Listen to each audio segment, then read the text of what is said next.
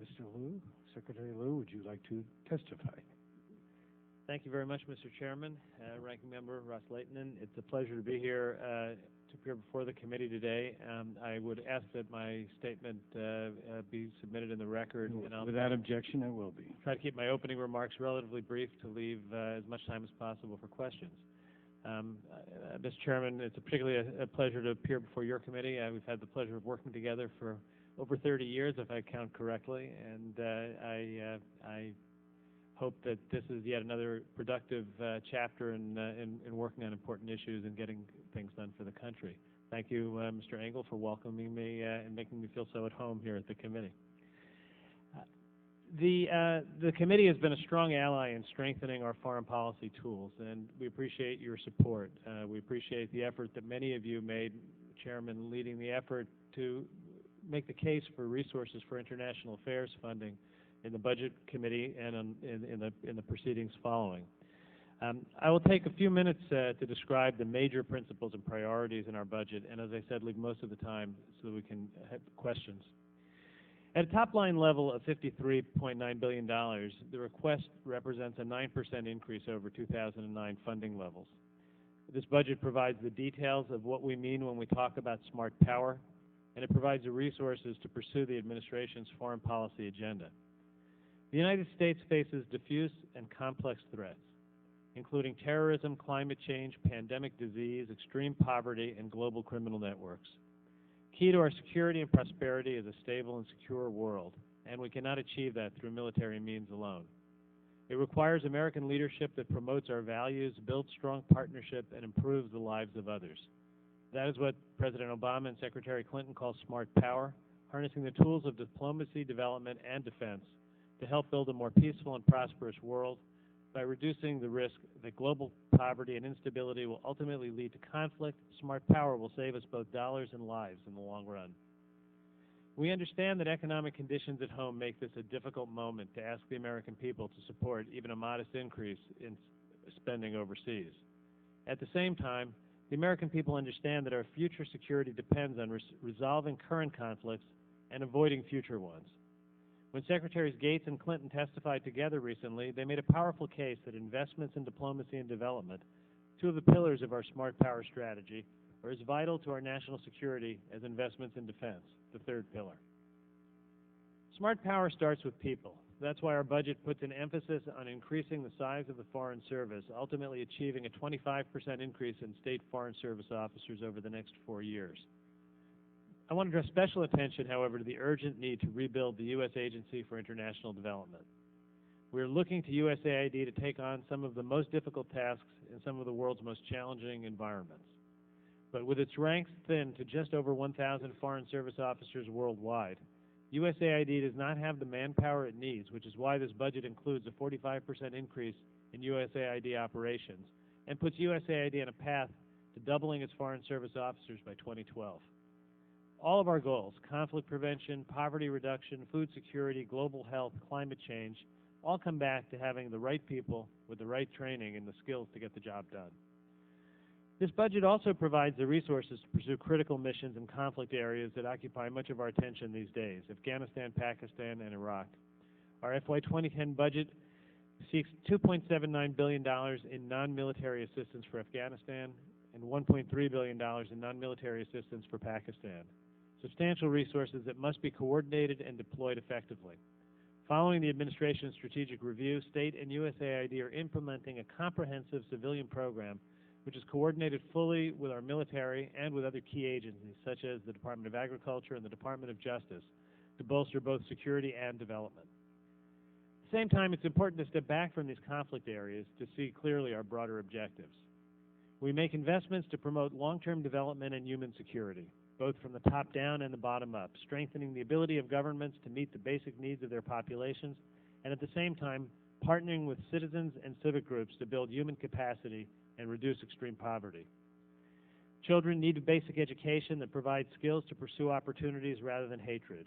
Parents need jobs to reject the appeal of extremists who too often offer the only way to support a family. And for many, survival requires minimal access to basic health care. Overall, 56% of our assistance request is targeted to development programs, with special emphasis on economic development and good governance, global health, food security, education, and global climate change. For example, our budget requests include $7.6 billion for a global health initiative, which continues the fight against HIV, AIDS, malaria, and tuberculosis, but expands it to address maternal and child health, neglected diseases, family planning, and some basic health infrastructure. It commits $3.4 billion to a food security initiative aimed at addressing the root causes of food shortages by more than doubling the resources devoted to agricultural production and productivity. And on the global climate front, it seeks $581 million to help developing countries most vulnerable to the impacts of climate change adapt by becoming more climate resilient and developing clean energy alternatives. Our budget also invests in strategic bilateral and multilateral partnerships critical to global security, stability, and prosperity. We focus on states that can or must be partners in regional peace and prosperity, and on tipping point states whose potential for conflict and instability present regional and global threats. And we leverage our multilateral partners who represent both a force multiplier and a cost-effective means for addressing global challenges. We are strengthening global security capabilities knowing that when our allies and partners can defend their territory and borders against external and internal threats, we are more secure. Our strategy seeks to forge partnerships among states to help build global security capacity in a number of areas, including peacekeeping, police training, counter-narcotics, non-proliferation, and combating nuclear terrorism. Finally, we provide the resources, over $4.1 billion, to respond to humanitarian needs. Our humanitarian assistance programs that provide relief where we see human suffering are a fundamental expression of our values. At the same time, leading with our values often strengthens our ties with other people. Our humanitarian relief efforts in the aftermath of the earthquake in Pakistan began to turn sentiments of many Pakistani citizens away from extremists and to see the United States as a political force for good in their lives. At this very moment, we are taking steps to make sure that the United States is in the forefront of efforts to address the needs of people who are seeking safe haven as the government of Pakistan takes military action against extremists. There is a real possibility that in addition to the 500,000 already internally displaced, another 1 million persons could need assistance. The challenge in part is providing funding, and we are taking steps to make certain that we are able to help there. Even more challenging will be gaining access, and our very capable ambassador in Islamabad is coordinating with international organizations, NGOs, and the government of Pakistan to determine how we can most effectively assist in this effort. Securing the resources to promote our goals is an important first step toward restoring American global leadership. But resources alone are not enough. We know that we have to be better managers of our resources as well, especially in these difficult economic times. I hope my appearance before you today signals the Secretary's seriousness and determination that the Department be a responsible steward of taxpayer dollars.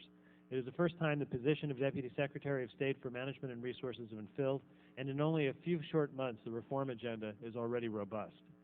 Even as we undertake the reviews and seek the necessary input to define our new approach, you've already seen signs of how we are going to work differently.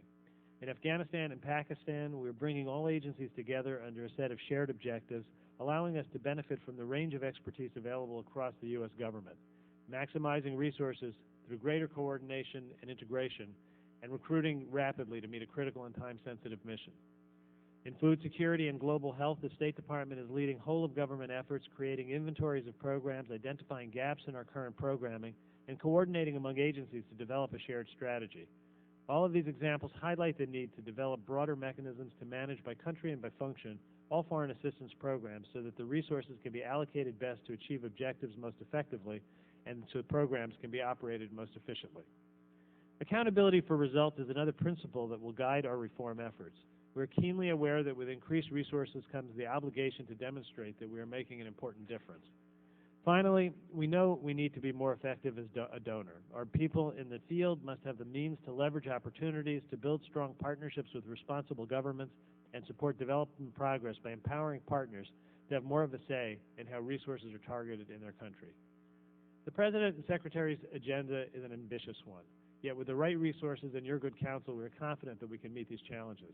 We look forward to working closely with you and other stakeholders in the coming weeks and months ahead, and I look forward this afternoon to answering any questions that you may have. Thank you very much.